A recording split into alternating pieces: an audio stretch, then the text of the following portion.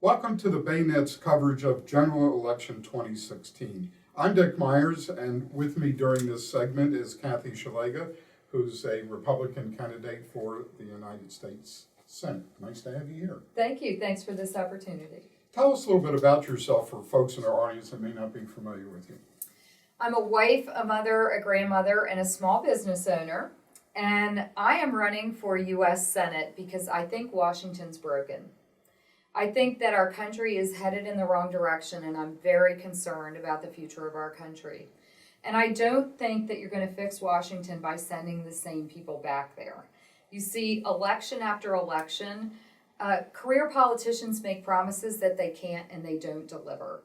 And you can see putting a pro-business minded person in office with Larry Hogan, who's endorsed me, has made a change in Maryland. And as a small business owner, I want to bring that same work ethic and experience to Washington, D.C. so that we can get our economy working again, put people back to work, and really change the direction of our country. So you're a legislator now. How long have you been in the Maryland General Assembly? I've been there 5 years. 5 years. So not a long time. Are they transferable skills from the state government to federal government? Absolutely. I think as a part-time legislator, we go to Annapolis for 90 days in the winter, and then we return to our profession. And I work in construction. 31 years ago, my husband and I started a small general contracting business. And so in Annapolis, you're supposed to bring your profession and your skill from your real life, your real world life experience to the table. And I think it would be wonderful if Washington, D.C. worked like that. We wouldn't have as many career politicians, that professional elite political class of people.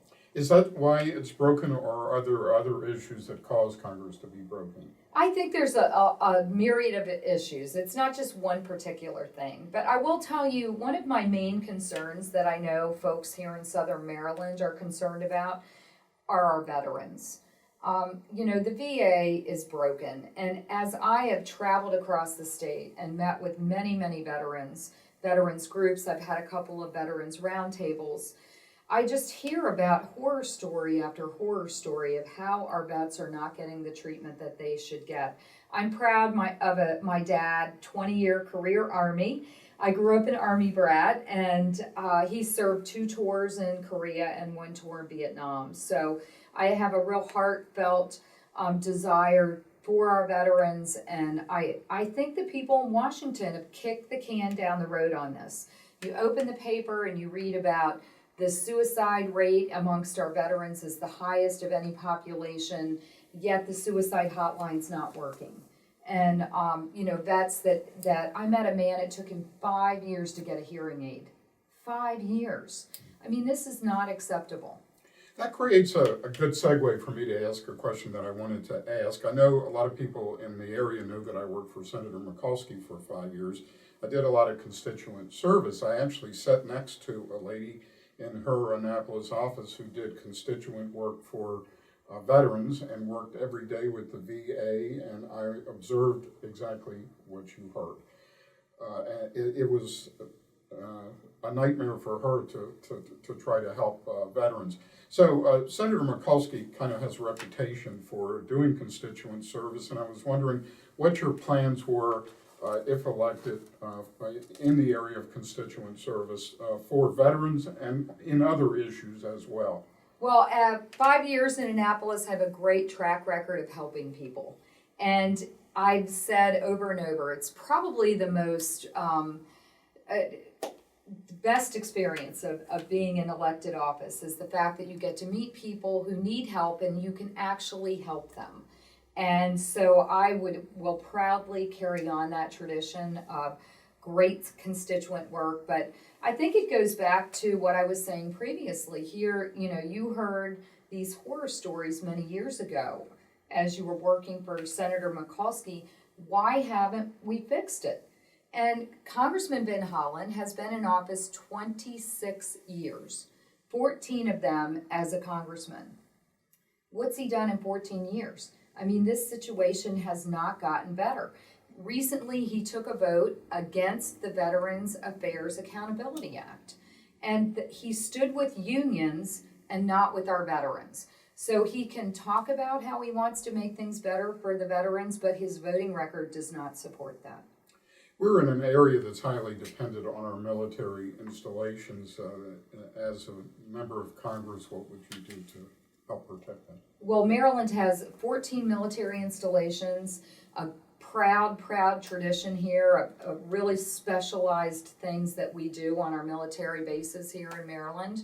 And I will work tirelessly to make sure that those facilities stay intact. If there's another BRAC, defending and promoting the very specialized things we do here in Maryland. Pax River is a great example of that. Very specialized aeronautical things that go on here in Southern Maryland. Making sure that we maintain that. And I think we have a great advantage with our proximity to Washington, D.C.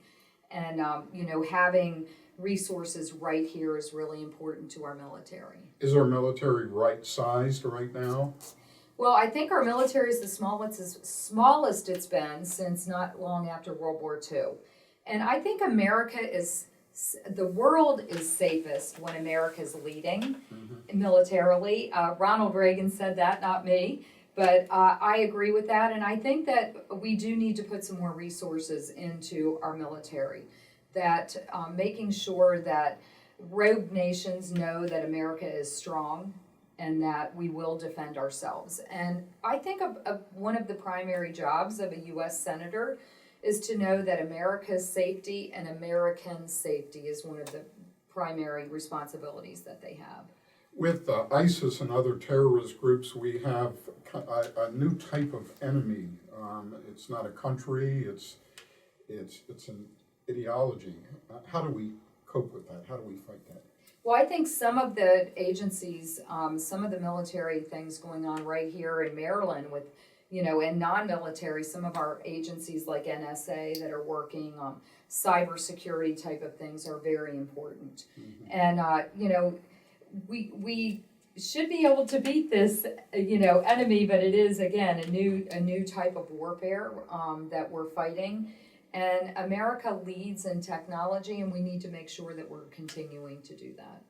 Is our country safe from outside invaders? Well, actually, I'll tell you, this is another difference between Chris Van Hollen and myself. He said recently in a debate that we are safer today than we were 7 years ago, and I absolutely disagree with that. I mean, all you have to do, I don't know why he thinks that, other than that's what happens when you're a career politician. You live in a little Washington bubble, and we've had domestic terrorism on the increase. We've had foreign terrorism on the increase. You look at what's going on in Europe. Absolutely, we are not safer today than we were 7 years ago. So tell us about your opinion of the Affordable Care Act, Obamacare. Well, I'll tell you, the Affordable Care Act has turned out to be anything but affordable. Recently, I think Pennsylvania rates went up 43% yesterday or the day before they got their notices. I was on the phone last week with Mike from the Shore. He's one of the radio broadcasters over in Ocean City and on the Eastern Shore. He got his premium notice. It went up 81%. 81%. So it is not affordable. He's not in the exchange, but what's going on with healthcare? They had tried to make healthcare more affordable, and the government interference has not helped. If anything, it's gotten less affordable. And Chris Van Hollen continues to be a champion of that. He actually said if the Affordable Care Act doesn't work, he'd like single payer. And, people are not getting good health care in the VA. And, certainly nobody wants to go to an agency like the NBA to get their health care. I would not support single payer. I think we need free market principles in our healthcare system to help straighten things out. And we need tort reform. I'm very disappointed when they did healthcare reform that they failed to address tort reform. People are now covered who were not covered prior to Obamacare. What would you say to those people who might be afraid that what you're talking about is removing the coverage that they now have that they didn't have? Well, I don't think that would necessarily be the case. But what we do have that we know is happening, according to Bill Clinton, who said this is crazy. People are working 60 hours a week, their premiums have doubled, and their deductibles have doubled. I mean, that was Bill Clinton saying it, not my words, but he's right. He's right. Premiums have increased and deductibles have increased. So people who are getting health insurance are getting less for their money, and it's costing them more. So as a small business person, Obamacare is one of the issues for you, but what are other issues that need to be addressed to make it easier for small businesses to succeed, to be started and then to succeed once they get started? Well, that is another one of the focuses that I have as a small business owner. I see what's going on across the state. I've met with many, many businesses of different sizes, and regulations is every single time I meet with someone, that's their complaint, the regulatory environment. I have to tell you, my husband and I started a business 31 years ago. We have other friends that are small business owners. We're in construction, good friends that are cabinet makers, other folks that are in home improvements. And we go out to dinner and we say, we don't think we could start that same business today because the regulatory environment is so burdensome. So we need people to go to Washington that know every single time they pass a new regulation, it has a direct impact on our jobs creators. Senator Tim Scott from South Carolina has introduced a great bill that says you can't put in more regulations until you know what the fiscal impact is.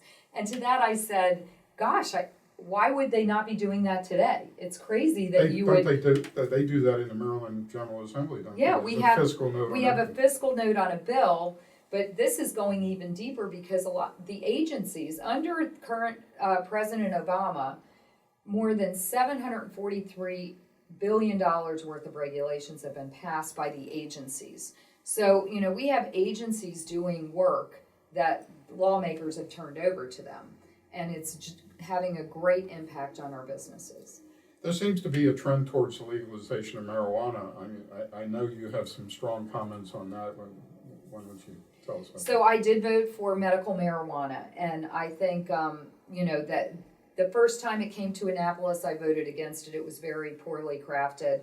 I'm not in favor of a California-style medical marijuana, which really is legalization of marijuana with pot doctors and people able to get prescriptions for, really non-medical things. But medical marijuana I thought was important, especially there's a population of especially children with seizure disorders that marijuana oil really seems to be helping them. And again, I'd say part of the reason we're having this conversation is the federal government has failed to address this issue. It really should go through the FDA process and be treated like other drugs. If we're going to use it as a pharmaceutical, let's treat it like a pharmaceutical. I am opposed to legalizing marijuana for recreational purposes.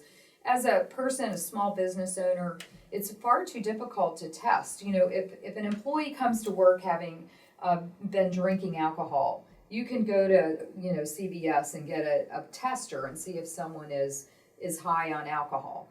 But there is no test for marijuana. So it just really complicates work, small business especially. How do you tell if the person smoked pot the night before or if they smoked it on the way to work? It's impossible to tell. So until we can straighten those things out, I think we have to take a cautious approach. Do you support anybody in the presidential race?